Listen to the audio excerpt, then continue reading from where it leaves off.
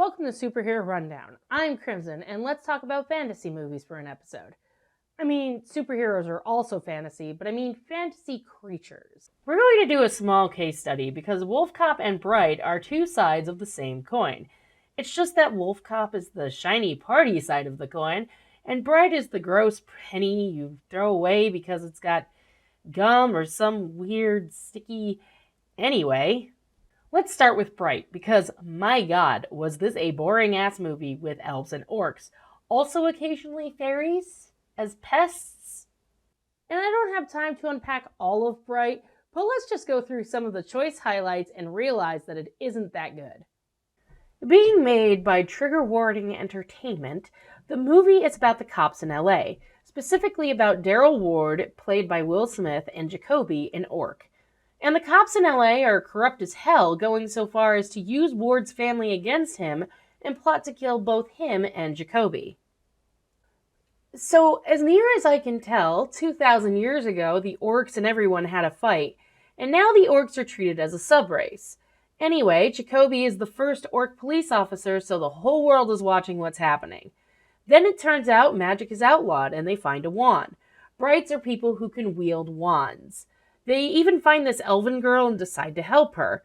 There's a whole bunch of shootouts with magic, and the movie ends, but it's so boring I didn't even like it, and I took notes. I haven't turned this off like I did Transformers 4. That is the only metric on why it is not the worst. Let's go a little deeper. In Will Smith's Bright, Racial Allegory or Straight Up Racism by Steve Rose, the difference is explained. Racial allegories such as this are a staple of sci-fi and fantasy, and are often assumed to shine a light on modern-day society. But if Bright shines a light on anything, it's how problematic these kind of movies are. There's a thin line between racial allegory and straight-up racist. One of the first to object was Chance the Rapper. I found the way they tried to illustrate America's racism through mythical creatures to be a little shallow, he tweeted, adding, I always feel a little cheated when I see allegorical racism in movies. Defenders pointed out that Bright made interesting points about power structures, intolerance, and prejudice, and the fact that racism between humans no longer exists in Bright's world is a positive, right?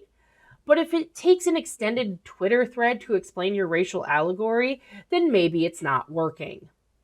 But Crimson, what is a good example of racial allegory in superhero media? You're probably not writing in the comments I won't be reading. I have two examples, but one is imperfect.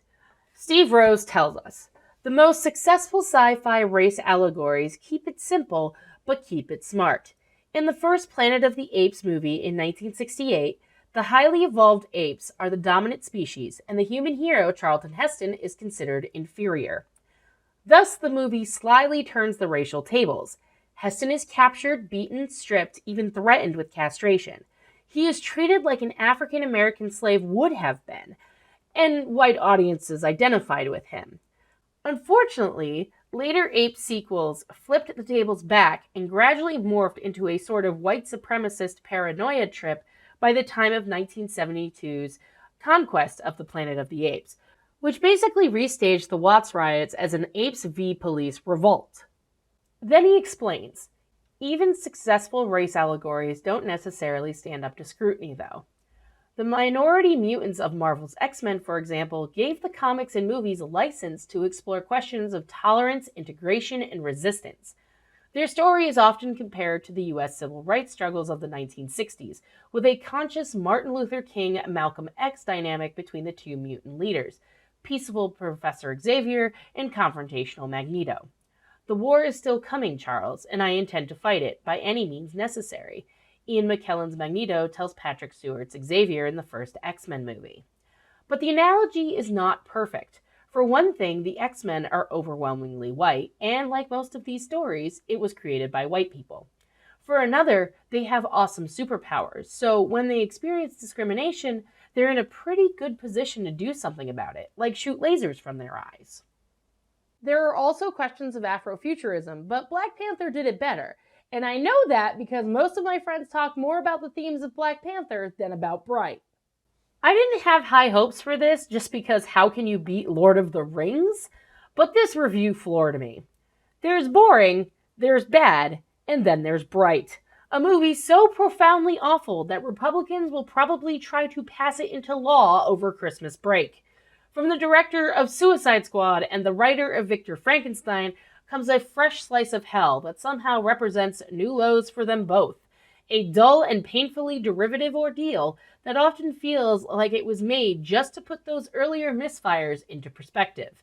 The only thing more predictable than this high-concept police story is the idea that a year as punishing as 2017 would save the worst for last. Or this gem, which I was like, dude, wow. It's rare to see a movie so toxic that it manages to raise multiple red flags before the very first shot. But Bright is a special piece of work.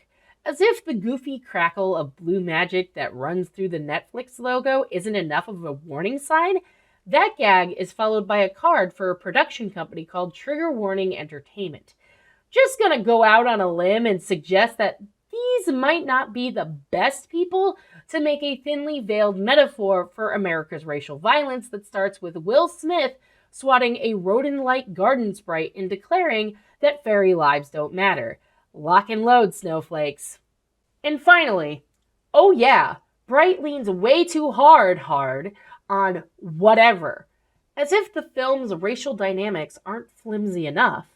Don't ask how black people fit into a story that problematically recodes them as a violent breed of orcs who are responsible for their own subjugation, because screenwriter Max Landis never did. Its fantasy mythology is even less coherent.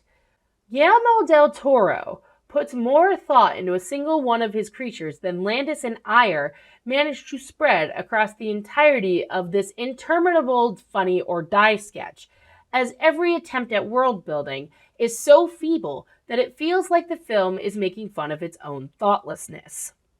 Okay, so now that we have watched David roast the hell out of Bright, let's talk about the best werewolf movie ever made after 1990. I said what I said. The movie establishes its setting within 5 minutes of opening and gets to the plot bus in 15 minutes.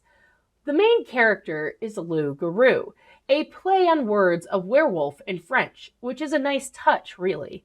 The movie is fast-paced and fun.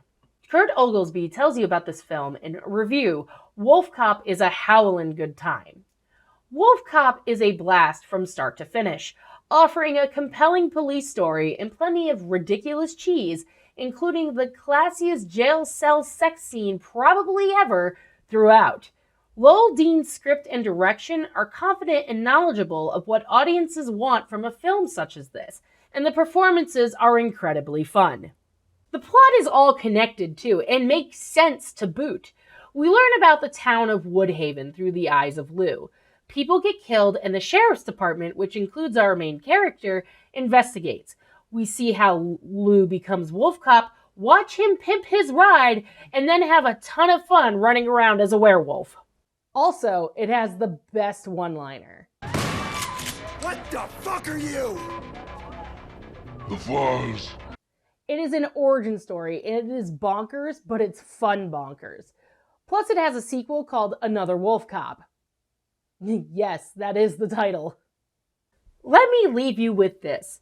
Patrick Cooper reviews Wolfcop for Bloody Disgusting by saying, like any good cop movie, not everyone is who they seem in Woodhaven. As Lou delves further into the town's secrets, he has no choice but to embrace the wolf inside him, even if the transformation hurts like a bitch. We've seen dozens of werewolf transformations in horror, but with the advent of CGI, most contemporary ones look pretty cheap. But Wolfcop goes full-on practical effects, and the results are fantastic.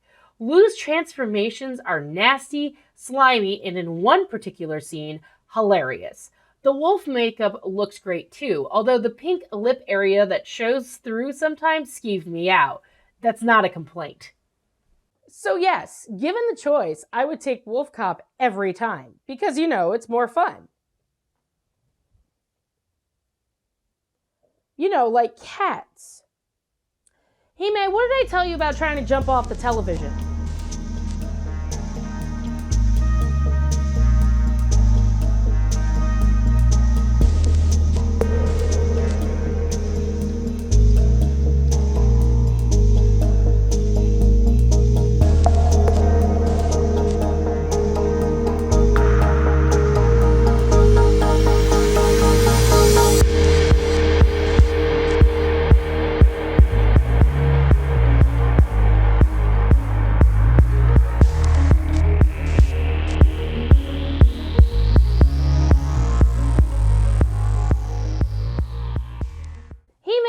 tell you about trying to jump off the television.